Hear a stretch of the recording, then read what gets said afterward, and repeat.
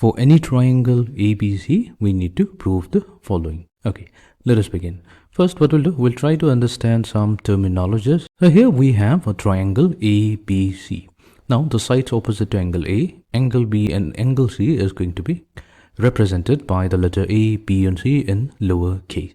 Now, for this particular triangle, if we take the sum of the sides, that's going to give us the perimeter.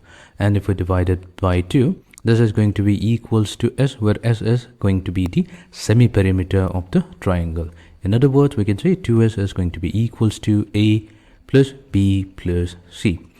With this, we're going to start our problem from the left-hand side. So here on the left-hand side, we have B plus C minus A multiplied to cotangent of B over 2 added to cotangent of C over 2. Now here, we can use the half angle formula for cotangent of B over 2 and cotangent of C over 2. And there's a standard formula for this. Let's use this value.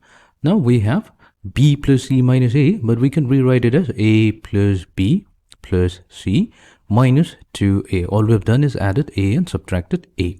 This is going to get multiplied with cotangent of B over 2. Now cotangent of B over 2, this is given by the square root of S multiplied to S minus B divided by S minus A times S minus C added to the cotangent of C over 2. So here we can use the formula.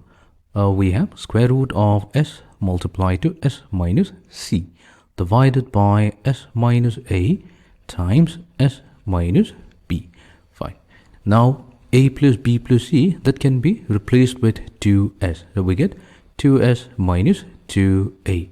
This is going to be multiplied to the two terms within the parentheses. Now what we'll do, we will add them. So this is going to give us, so we can also factor out square root of S beforehand. So that means we have S minus B added to S minus C whole divided by the square root of S minus A times S minus B times S minus C. Fine. Now let's further simplify. This is going to give us, we have 2 multiplied to S minus A times square root of S multiplied to, now here we have S minus B plus S minus C. That's nothing but 2S minus B minus C. So if we use this particular formula, that 2S minus B minus C is simply A. So that means we can replace it with A.